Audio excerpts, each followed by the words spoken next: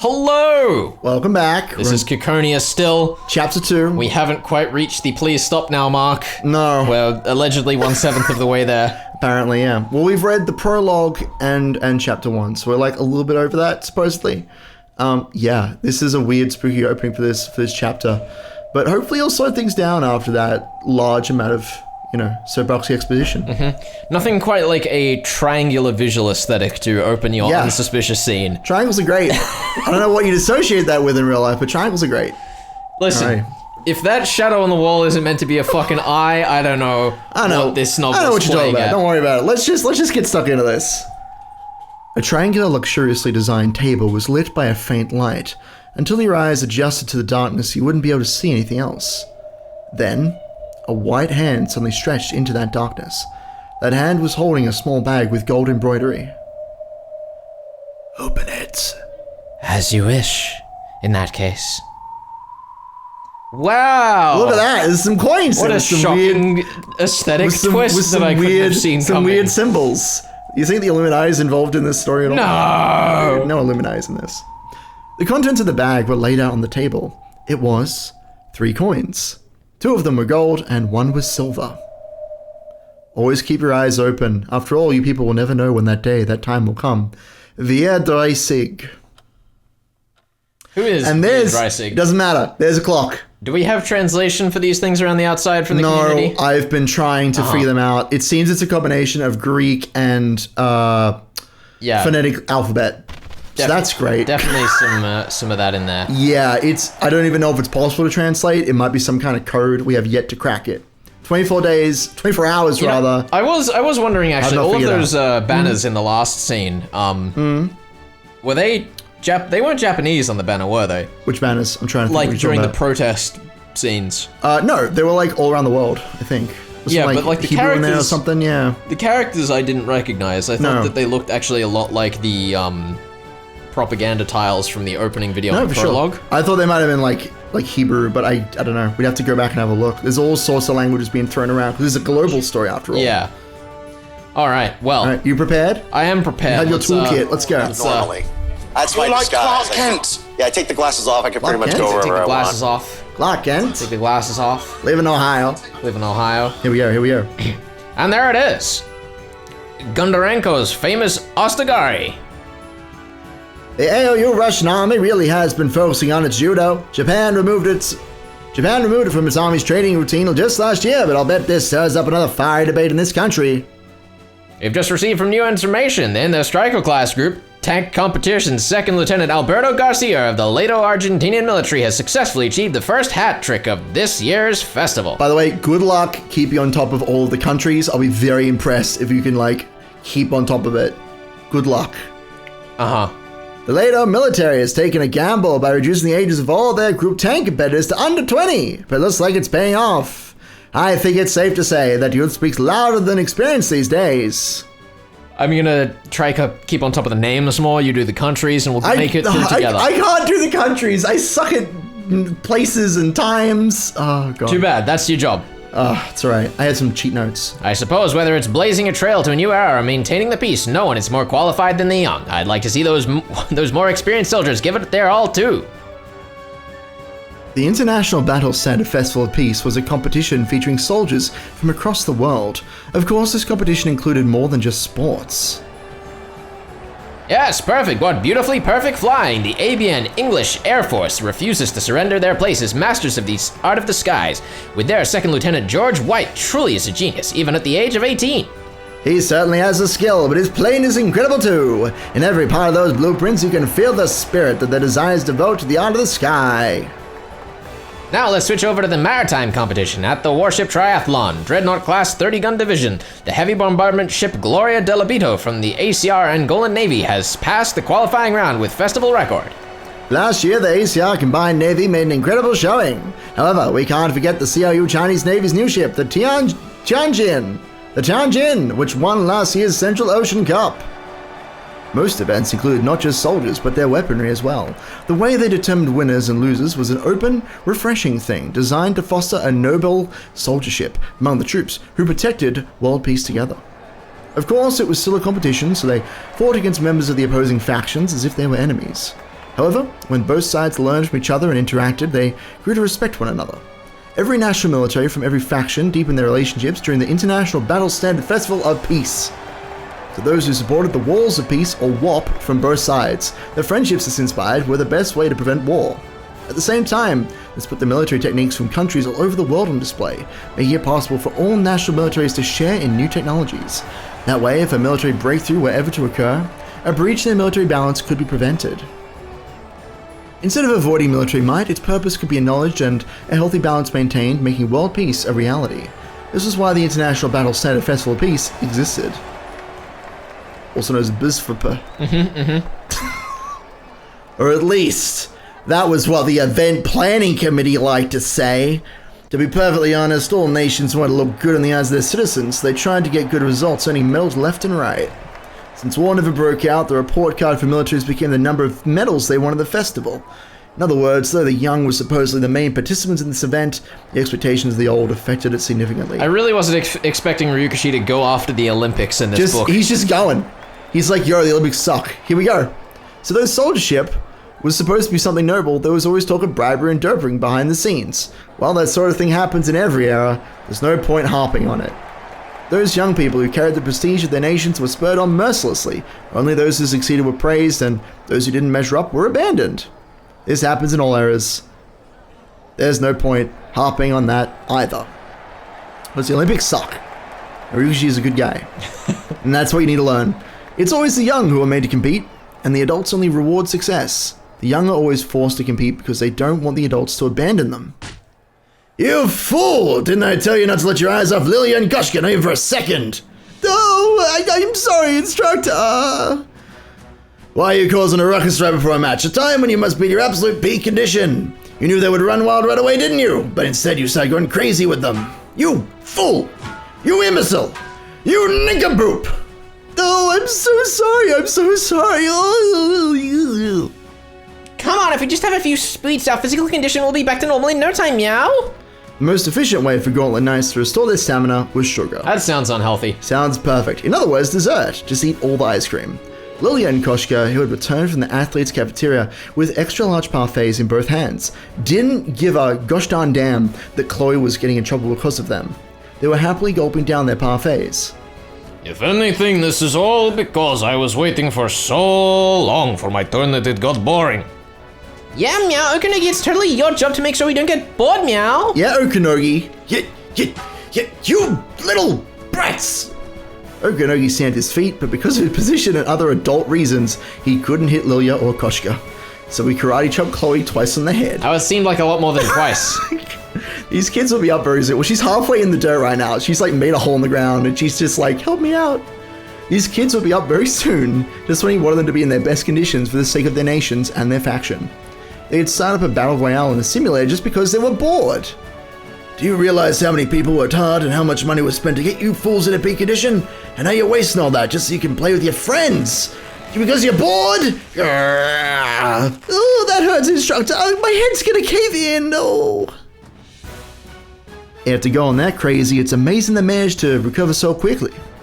That's youth for you. Give the kids some chocolate and they'll be perfectly fine. By the way, this chocolate's delicious. What country is it from? Gauntlet Knight's fatigue manifests itself in the brain. It's hard to self-diagnose. You've managed to recover up to 89% meow. Don't forget you got at least 10% of your fatigue remaining. You don't understand. In this world, there are some kinds of power that you've got to work for, even if it wears you out. Next time, go build up that power on your own. Have some respect for my time. Damn. You say that, but your brainwave data after our match was as good as it gets. Want me to compare it to your historical graphs and send it to you? The data says you're sulking and wagging your tail at the same time. Shut up. I'm not gonna fight you again. Go staple a picture of me to the wall and do it on your own next time. Wow. You're hilarious, meow. The condition of your blood says you still carry some fatigue, but I must admit that your unquantifiable mental condition has improved. The young can be so interesting. I'm pretty sure you qualify as young too. Oh, right, how silly of me. I'll bet Gunhild's mental age is the ones and tens digits flipped. There's no helping it. You'll never find parallel processor who isn't weird. Still, the skill you get as a result is honestly amazing. What's a parallel processor? Well, I know I wouldn't trust our butts to any but old Granny Gunhild. Gauntlet Knights were typically deployed in 3-person teams, and in the Meow, Jaden, Gunhild team, Meow and Jaden were only able to focus on their offensive role in the front lines because they had Gunhild supporting them from behind. However, she wasn't just a supporter. She was in that role because that's what she was best at, but she was also talented enough to riddle any attack with holes if they broke through. On the contrary, perhaps because she always observed her opponents calmly as a supporter, she actually won most of the time in one-on-one matches against Meow and Jaden. She humbly claimed that she only won because she'd memorized Meow's and Jaden's patterns, and that she'd be totally useless in a real fight. However, Meow and Jaden knew they could trust their backs to her. By the way, Meow was an ace of the AOU Japanese military, in case you haven't read the Wikipedia or the 07's expansion site. Jaden had come from an ace unit in the AOU American military. Of course, Gunhild was an ace too, of the AOU Swedish military. These were 3 of the best aces the AOU had. Groups of 3 people supporting each other's lives like this was sometimes called Ket, an imitation of the Air Force, or squads in imitation of the Army. Meow, Jaden, and Gunhild, they were the 0017th Aerial Augmented Infantry Squad Warcat of the AOU Combined Military Central HQ. It was one of the best Gauntlet Knight Ket in the AOU, or Arctic Ocean Union. As Meow's group would put it, they were the Honor Student Ket. Over there was the Problem Child Ket. Lilia, Koshka, and Chloe, the 100th Aerial Augmented Infantry Experimental Squad Grave Mole of the AOU Combined Military Geroi Level 4 Heavy Military Research Center. Say that 5 times fast. Koshka was attached to the AOU Russian military, but wasn't a soldier, strictly speaking. It had been kept quiet for privacy reasons, but rumor had it that she had been given some kind of exemption in exchange for participating in some Aerial Augmented Infantry related research and human experimentation.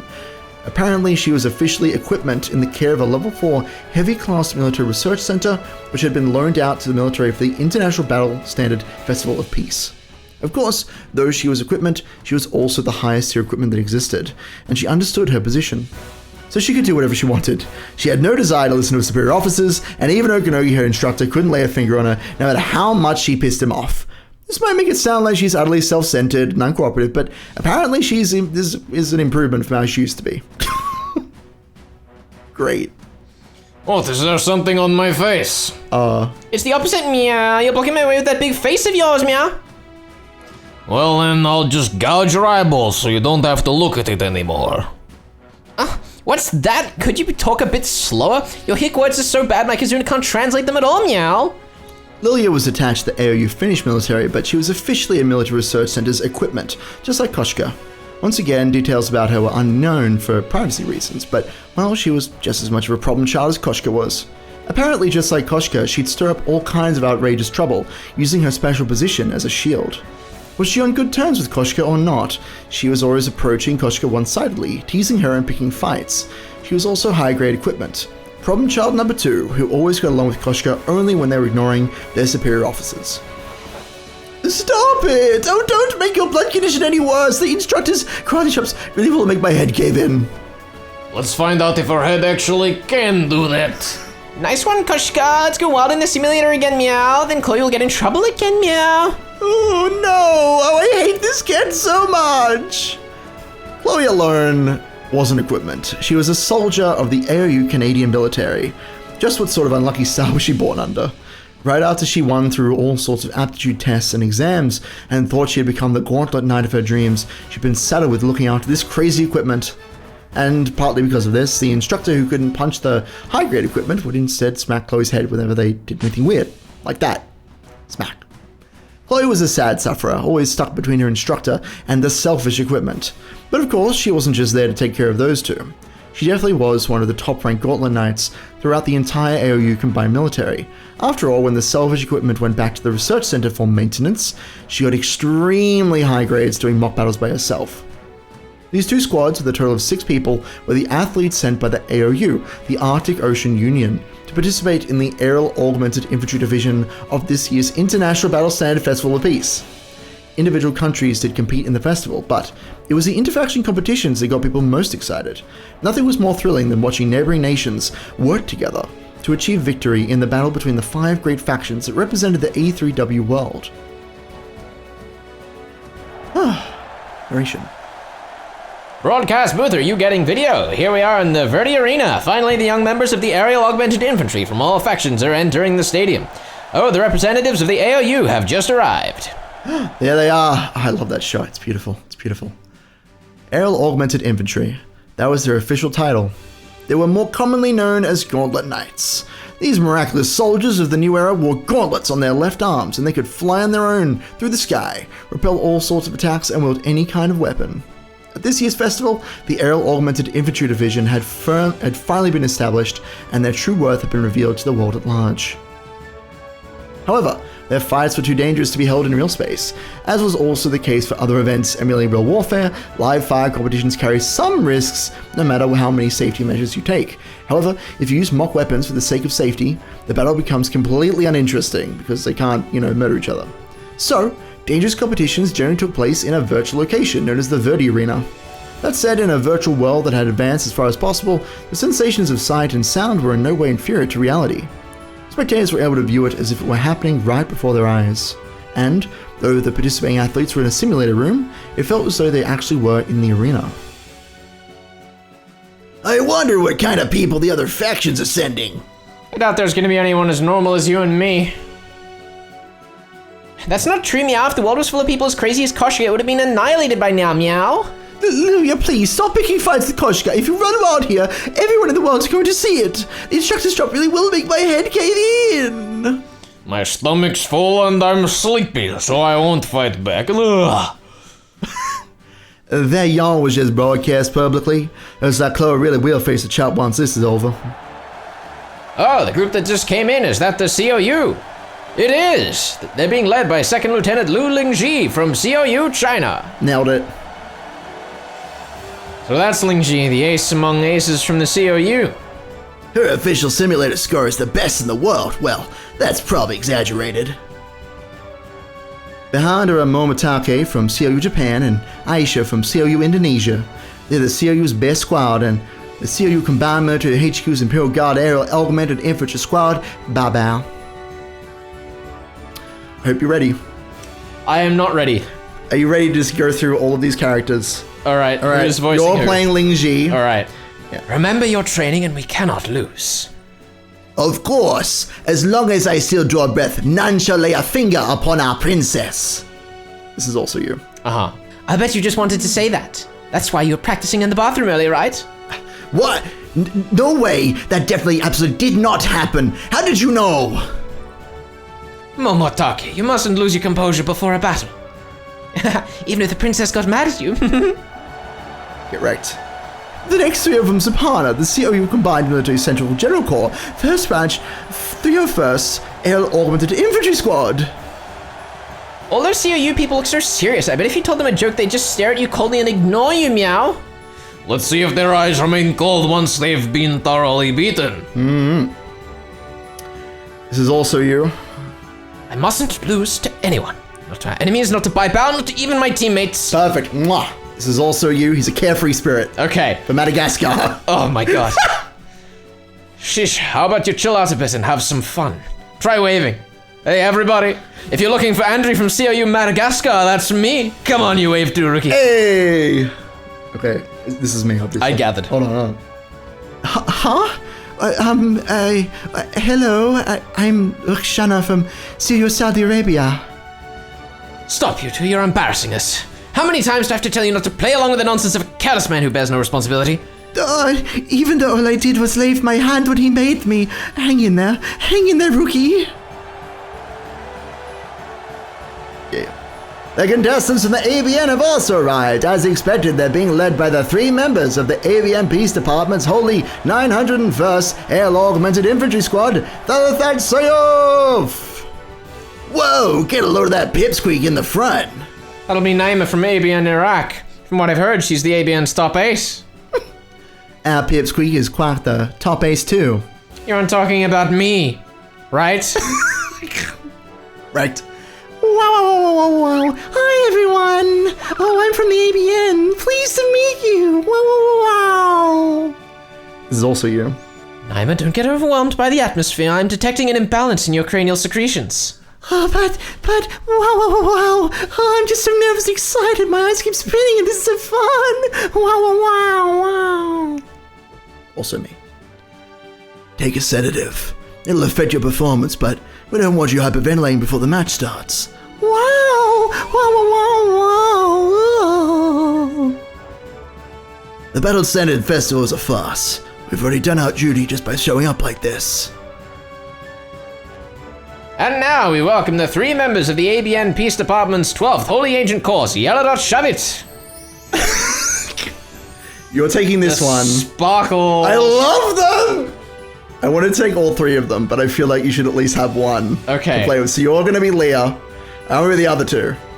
What are you doing for their voices? Hi there, everyone. That's the voice I was Pretty going lame. for. What? Hi there, everyone! We're the 12th Holy Agent Corps, Yellow.Shovit. Shovit. You know what? I can put out T-Boo. Today, we'll be showing you the miracle of human harmony, friendship, and love. Look at this staff seating area. Isn't that Nathan from the Belgian Hot Choir? I'll send you the data. Look right next to him. Isn't that Jean from the Luxembourg Choir? So they really are going out. Meow. Sparkle, sparkle. What is happening? Yellow.Shovit. These are the cheers to the representatives of the ACR. That means we have all 4 participating factions present. Look, this is the hardest part of the entire novel, I promise you. Okay.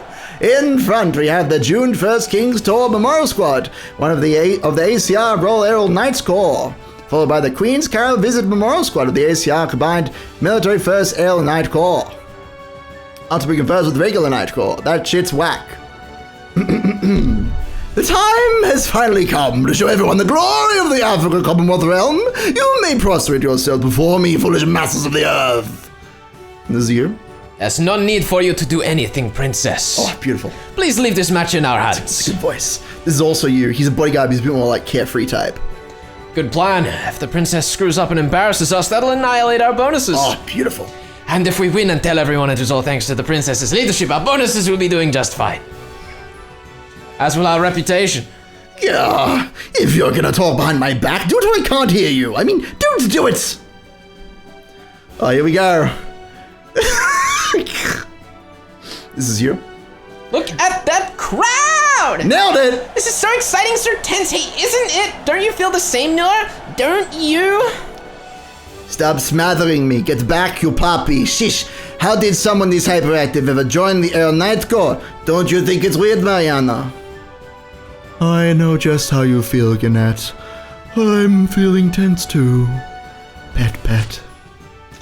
Hey, don't pet me! I don't want anyone but cool big sis to know how to touch me. Don't touch me, puppy. Your idiocy is contagious. Let's go over there, Mariana. Don't touch me. I hate cold-hearted people. And I love puppies. Let me pet her. I'm just so Blown away? So by confused. this cast of colorful characters. And the final group entering is the team of referees from the International Peace Mediation Association. There's First Lieutenant Valentina of Leto Brazilian Military and First Lieutenant Marcaman of Leto Mexican Military. Personally, I would have preferred to see the Leto military field a team too, but... Well, the military and the police have been arguing over which group the aerial augmented infantry should be attached to. The military won in the end, but sadly they didn't make it in time to apply for the festival. I'm Valentina of the IPMA military. I'll be reffing this match. And I'm Mary Carmen. Do what we say or we get showered with red cards, Kay. Everyone, can you believe it? These boys and girls are the aerial augmented infantry troops you've been hearing about. Armed with nothing but a single gauntlet, they fly through the air like fighter jets. They're armed to the teeth like warships, and they have invincible shields that can repel any sort of attack. Oh my god, we made it! In other words, it's fair to say that right here, right now, is the peak of the entire world's military might gathered together. Well, it is an unknown weapon whose true power has yet to be revealed. Even including today's event, their real worth hasn't been demonstrated outside of Verdi. They have become part of this festival signed this year, but before that, the debate over whether this is a military event or an esport kept going on and on and on and on. By equipping the cutting-edge technology called the Gauntlet, certain suitable boys and girls could fly like fighter jets, arm themselves like warships, and repel attacks like invincible tanks. Naturally, only naturally you might say, seasoned soldiers weren't going to disbelieve in something like that. If things like the aerial augmented infantry really existed, the whole world's air, sea, and land power would become obsolete. The world's military strength wouldn't be measured by the number of soldiers, but by the number of boys and girls capable of wielding a gauntlet.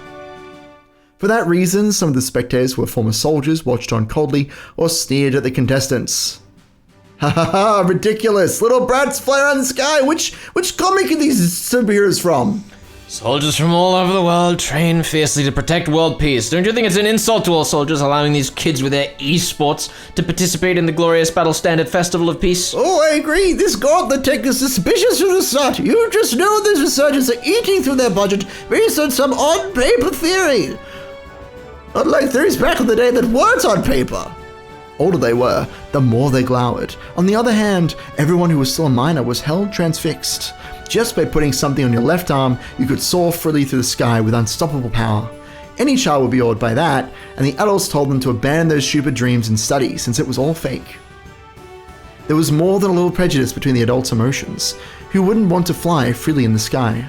If the adults had been able to equip these gauntlets, they would surely have latched onto this new tech happily. However, to use a gauntlet, you needed brains capable of performing a device conversion on Spiritium. And most importantly, in order to fly in the sky and use your equipment at will, you needed quite a lot of parallel processing ability. You couldn't display such talent without receiving special training and personal experiences from a very young age. In other words, everyone over a certain age whose childhood had ended before the necessary technology and training existed was automatically disqualified from being a gauntlet candidate. Get wrecked, old people. The young could fly freely depending on their training and aptitude, but the adults could never do it. Furthermore, the combat capability they had honed after long and arduous training was no match for the Dimension Container. You could hardly blame them for having an inferiority complex. Those who had achieved their current position after harsh training glared most coldly of all at the kids calling themselves Gauntlet Knights. Ah, damn it.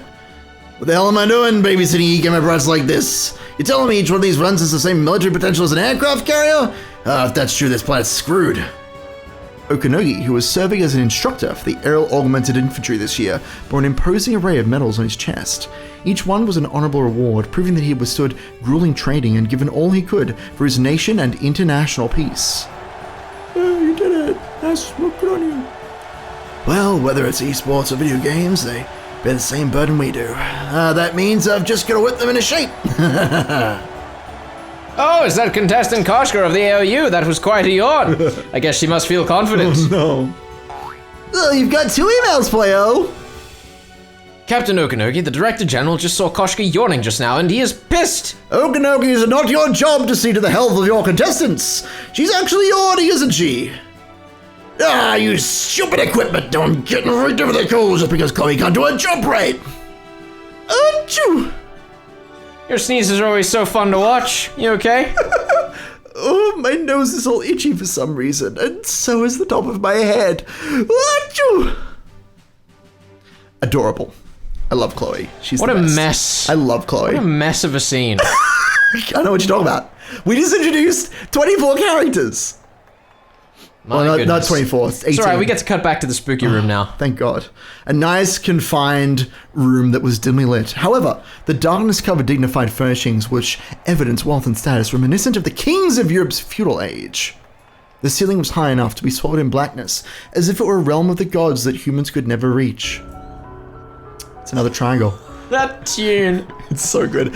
There have been, look, apparently the Witch Hunt has been getting a lot of messages about how much they love this theme. This is like everybody's favorite track. So This already stands out above everything we've heard. Dude, it's great. And yet the most distinguishing feature of the room was that it was triangular. So was the solemn look. Also, I like the like applause over the top of it. So fucking ominous, I love it. So was the solemn looking table standing at its center. And on all 3 sides sat the kings. They were shrouded by crowns and masks, obscuring their identities. Their hands were covered by white gloves, so you couldn't even tell their race or the color of their skin, and their voices had been altered by something like a voice changer. However, the fact that their suits were the finest quality, and that even just sitting there, their class and majesty could be mistaken, left little doubt that they deserved to be called kings. They appeared to be watching the International Battle Standard Festival Pieces competition between aerial augmented infantry units through their mental displays. So I have an important question for you. Yes. Do you like sorrow, ridicule, or fury the most? Fury? You want to say fury? No, that was a question. Fury was the last one? Yeah. Sorrow, ridicule, and fury. I will take ridicule, please. Let's take ridicule? Alright, I'll be this fucking nerd then. You better put a voice modulator on this. You may make it sound all like distorted and shit. So the tools of murder have now reached into dimensions such as this. It is deplorable. Nice suit. It's a good looking suit.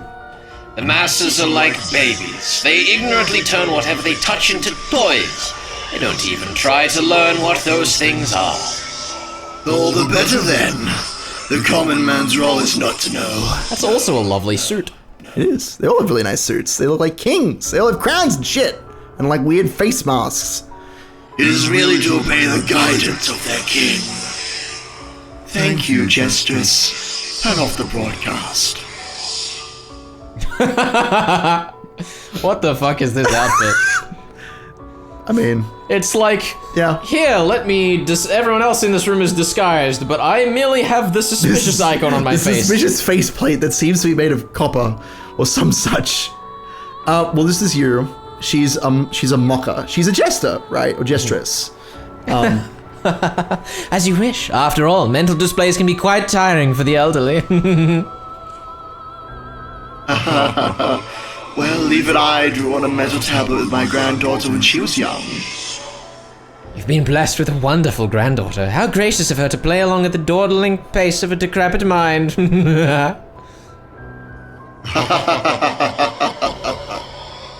This girl, who at first glance might have been a secretary, teased the kings with her harsh words. However, the kings seemed to enjoy the foul tongue of this girl, who must have been even younger than their own granddaughters. Kings who rule at the top and are feared by all people rarely get taunted or made fun of, and so, their culture had long since led them to a place and a reverent expositor in their company.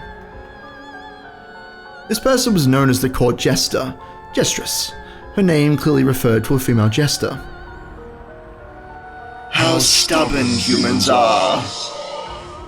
Indeed, even when you try to eradicate them, many survive and restore their numbers in the blink of an eye, just like locusts. It would seem merely trying is not enough. Unfortunately, that's how it is. Even if you completely destroy everything, a few human seeds will remain. What is this tube on the rightmost guy? I don't know, is it like like part of a breathing mask or something? Yeah, I originally thought it was like a stopwatchy type thing like the King of Sorrow has, but like... But it's up near his mouth, like it looks like it feeds directly into his neck, and it also looks maybe. like much more plasticky with the way it's colored. Yeah. There is also the question of whether this is like a real place or like a VR thing, because that's something that's been kind of touched on. So these might not even be like real people, who knows? Noah's Ark failed because they let merchants on instead of keeping it to just Noah's family. This time we must truly return civilization back to square one. Even if we do, I imagine that humans will regain their civilization in just a few centuries. But that is fine. After all, we'll be able to put distance between them and civilization's end. Well now, Jestress. Yes, sire. Give us today's report. Is everything going smoothly? Yes, sire. I've received a report from the Grand Master of the 9th Prime Chivalric Order, your faithful servant who's far more useful than you old farts. They've succeeded in sneaking members of the Order into Ace Gauntlet Knight units from all 4 factions. Take note of that! The spies! It's fucking spies, Chrono! Why would I need to take note of that? Because that's a thing. Oh. That's a thing that exists in the story you should be aware of. Nonsense. Spies are just made up. They don't exist. I believe you. Oh. So the battle standard festival children we just saw. The 4 factions and 6 members each, for a total of 24 people. If there's 1 in each group, that means 4 of our pieces have been inserted, yes? Now, we just have to wait for you 3 to finally make up your minds. Has there been any trouble guiding public opinion in each country? Of course not. Our talented comrades are hiding in media outlets around the world. All is in the name of guiding humanity down the right path. Ominous. Have you still not found their research center? We still have the bait that the mighty King of Ridicule granted us, but so far nothing has tugged on the line. What a cheap move.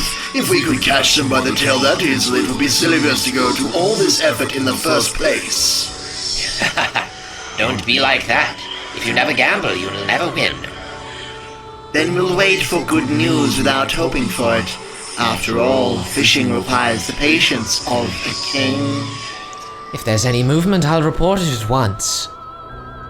Now then, gentlemen, civilization's end is drawing near. We cannot fail again. Again? This time we must succeed. Even letting loose that many WMDs across the world wasn't enough. They're locusts, after all. This is our last chance, gentlemen. Our last chance to make use of God's plan and return the fate of humanity to human hands. We absolutely must not fail. It's interesting. Yeah. Because this thoughts? line seems to contradict their own statements, does it not? God's plan to return it to human hands is a bit weird. Yeah. Like, is this line saying that they are trying to achieve their own self-destruction and failed last time? Or is this, like, more just a reflection of their narcissism in that they believe they know what's right? Maybe. Maybe they know what's best for the whole of humanity. Just the 3 of them. 4 of them. Sorry, Gestress. As you wish. All is in the name of guiding humanity down the right path. In the name of guiding humanity down the right path. Nice. Synced up. Who's this? It's a great question. I'm gonna read it. Okay.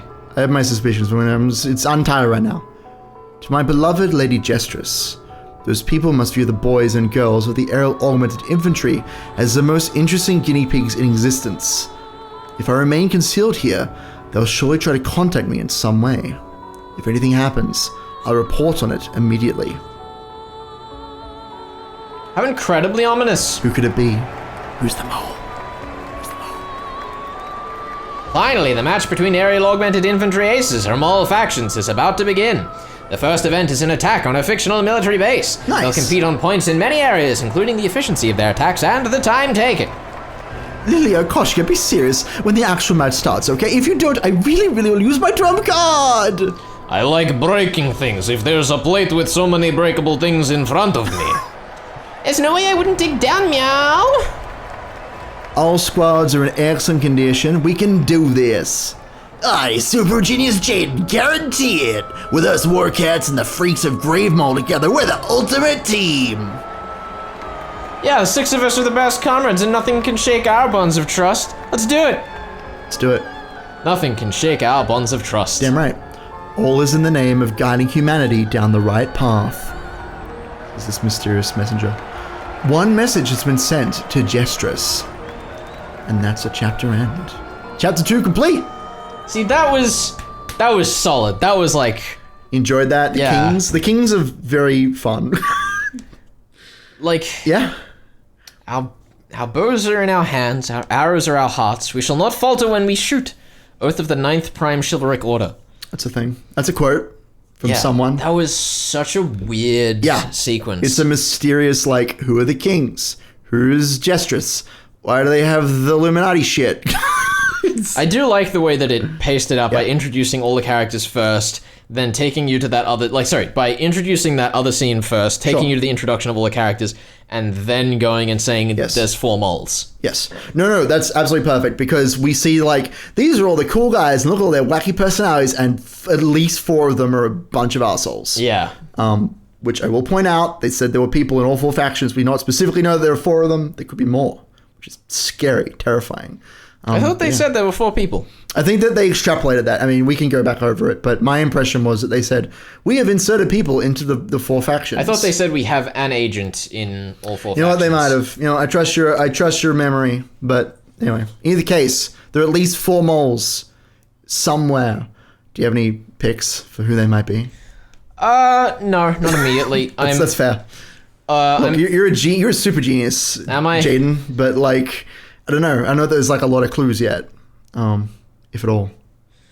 No, I mean, like, if I had to immediately guess one from the AOU, I feel like the most interesting 2 options is either going to be putting it up front and making it like Lilia or Koshka. Okay, Because sure. they're like obviously, you know, I guess, equipment, the way the story put it. Sure. Or putting it as being Jaden, so we have that Sure. character conflict right up front with our, I guess, two main, in quotations, characters. Interesting. All of the other factions I couldn't really say right. up front, but I did notice that, like, a few of the characters out there had, like, the eye symbol on their uniform to some extent, not, like, directly, but what was it the African? Was it Rethabile, I think? Had the princess? She had, like, a kind of disc-looking thing out the front of her arm, which kind of reminded me of the eye thematic. Yeah, maybe. And then not Stanisław, not Naima, the other one in that squad. Naomi. I suppose she Naomi had, like, in Japan. what looked like a bit of an eye symbol up on her left shoulder. Yeah, and like future tech shoulder. Yeah. But, like, I mean, I have nothing to go on these. No, It's fair just anyway. No, that's all right. I mean, I'm just looking to get some impressions because obviously, like, this is a Ryukishi novel, which means we're gonna have to figure some shit out, and we're being primed, in case it wasn't obvious, to like suspect the people that we care about because that's what Ryukishi likes to do. Yeah, it's good fun. I do like the setup that we have here. I don't really know what to expect of the mystery going forwards because I'm imagining that given what he said in the lead up to this novel, it's going to end up being, not the rules of mystery fiction as such, but more just there is an underlying, mystery to figure out. Sure. And that might mean that the tenets of the mystery are kind of kept hidden. Sure. Obviously, we've put this right up out the front. Yeah. Who are the kings? What is the Gestress? Who are the moles? What's going on? But as to whether this is like a fair play mystery in the style of what we look at on our other show, Death of the Reader, it's kind of hard to say. Yeah. It's a lot to find out going forward and see if there's any detectives wandering around. That we will. Yeah. Next time. Next time.